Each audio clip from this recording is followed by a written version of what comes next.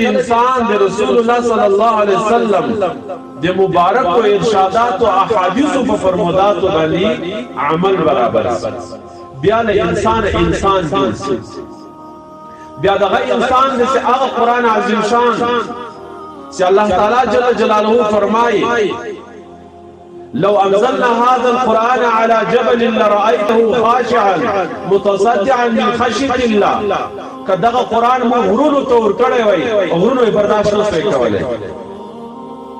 کدا قران عظیم شان اسمانو ته ور کړسا وای اسمان یې برداشت نه کړی کوم ځکه ته ور کړی وای ځکه یې برداشت نه کړی انسان برداشت ځکه په انسان کې کوم استعداد الله تعالی یې د هغه استعداد په بل شکل نشته لمکه معظمه بیت المقدس ته ځي دا تقریبا د 2 میاشتو څخه زیاته د پیاده کډو مزن ده دغه انسان چې هغه تقریبا په یو څو منټو کې توي کوي دغه انسان چې بیت المقدس څخه ځي درینی مزرا کلونه واټنه لار تر اوب اسمانه پوري لاغه جې ته لا مکان ته ځي لا مکان بیر ترازی بیت المقدس ته دا د او اسمانو او جنزکی په مابین کې کوم انداز ده دا تقریبا 2000 کاله مسافه ده لو 2000 کاله مسافه بیرته بیت المقدس راځي مکه معظمه ته شپه هم لانه ده تیر سوي حالاتم په اسمانونو کې تفصیلی رسول الله صلی الله علیه وسلم ولید لوی قتل لملائکه سره ملاقاتونه وسو بیا له داسې مضبوطو ملائکه سره لکه اسرافیل علیه السلام چې هغه الله دونه قوت ورکړی دا چې د ټول دنیا پوره عالم د دې شپېلې په خوله کې لکه یو خاشه پرته ده چې کله ورپکې دا ټول عالم یو په بل مخ باندې اړولی اسرائیل علیه السلام سره چې هغه الله د انسانانو د اروحانو په اخیستلو باندې یو قوي ملائکه پیدا کړی ده جبرائیل علیه السلام غوندې ملائکه ملګری ده چې 600 وزر لري چې یو وزر خپور کې شغریب او مغرب ته رسولای شي او هلته د مالک ملائکه سره ملاقات کوي چې هغه د ټولو دوزخونو واکدار ملائکه ده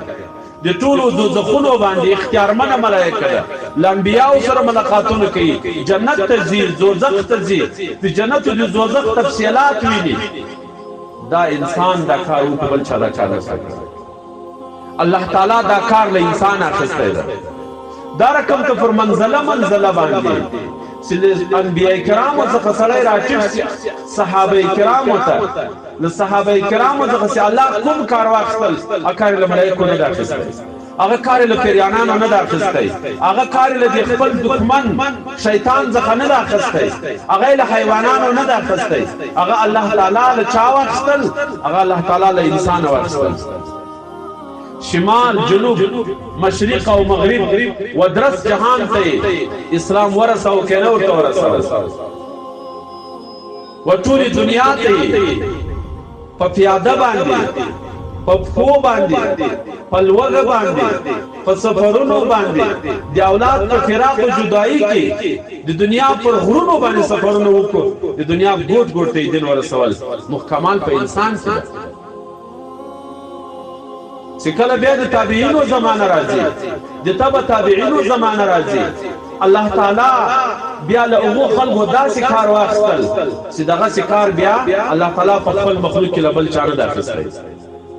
د تابعینو په زمانه کې خو ډیر امثال موږ لرو په امثالو کې یو مثال موږ حضرت امام الائمه امام ابو حنیفه النعمان رحمه الله د دنیا د رسول الله صلی الله علیه وسلم د امت یو مرد سوی د جهان د هغه فکری حالات د هغه د حافظي حالات دغه د تقوا او دیانت حالات د هغه د خواریو په دین کې د ستړیو حالات سره ورته حیران سي دا بیا څنګه انسان یو عالم لیکلی دی او امام ابو حنیفه رحمت الله تعالی علیه ملاقات په فضل کې ډیر وخرمان او شور سره به ولادم د امام ابو حنیفه سره ملاقات ورلم سهار راوته سبقان شروع کړو تر ماشینه پوری سبقان ویل موکنه سورته ملاو ماشین چې جماعت اوس سبقان شروع کړو تر مازدیګر سبقان ویل موکنه سورته ملاو مازګر سي جماعت وسو بیرته درس شروع کو تر ماقامه مکنسو ملاو ماقامه بیرته درسو کو تر ماقستانه پوری ماقستان جماعت سوالار نو مال ان شاء الله چې ماقستان له منظور سره الله ما ته موقع راکړي چې زه مجلس سره وکړم چې د ماقستان جماعت څنګه ادا شو فورا په مسجد کې یو دروازه را خلاص و او یو جری ته نه ورته د ما سره یو فکر پیدا شو چې امام ابو حنیفه رحمت الله تعالی علیه یوازې درس کوي یوازې سبقان وایي بل کار نشي کولای وظیفه نه کوي اذکار نه کوي نوافل نه کوي یوازې دغه سبق د ټول ورځې طالبانو ته وایي په مسجد چې خلک ولاړو زه په مسجد کې فاتح سم ځان مې پټ کو په مسجد چې تو ودرې چې اوس لدی بعد دی امام ابو حنیفه رحمه الله څنګه حال ده چې څنګه خلک قرار سو دغه دروازه را خلاصه کړي وجره بیرته جمعه تراوت پر منځه ودرې چې کله پر منځه باندې ودرېدل د سهار تر سپېدو پورې ما د تغوږ نیولې و په دغه منځه کې قران عظیم شان ټول تلاوت کړی شپې چې کله د سهار اذان شروع کیږي تر دې لمخه د لاس مونږ ته دعای شروع کړه چې اذانونه شروع کیدلو دعای ختم کړ بیا بغو جره نه وته دروازه را بند کړه سهار چې خلک پر صفو باندې کېناستل د لغم جری راوتل لکه ماخستن چې خلک لیدل دغه سره راوت زو دې چې خوراک دې څه وخت خوب دې څه وخت او د تا اسرحات او راحت بیا څه وخت الله تعالی دا کار بیا د انسان واخستل امام شافعی صاحب رحمت الله تعالی علیه د امام محمد صاحب میلمو امام محمد صاحب د امام شافعی صاحب استاد او امام شافعی صاحب مور امام محمد صاحب په نکاح کړي و چې دغه فلار وفات پندو او امام شافعی صاحب د امام محمد صاحب شاګرد هم ده حضرت امام شافعی صاحب رحمت الله علیه فرمایي چې امام محمد صاحب سرزر زم المسلمه چې کله کېنستلو درات ما ورته زبې یو څو رکعات المنځ وکړم دول سید المنځ وکړ زبا انتظار وکړم مال منځو کو تر سپېدو پورې ز په مانځه وزندېدل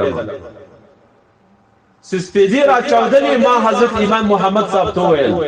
چې ټول شپه د عباسه تیر کړه ټول شپه خو در باندې تیر وسو ما خو الحمدلله ټول شپه عبادت وکړه الله تعالی جل جلاله درات ویل سي محمد ادریس ما ټول شو داسې تیر کړه چې تا نفلونه وکړو نفلونه یو لازمي عبادت ده ګټي صرف تا ته رسیږي ما په دې نن شپه کې چې ته په مانځه ودرېدلې د قران عظیم شان زخمي 2.5 زره مسائل او اجتهاد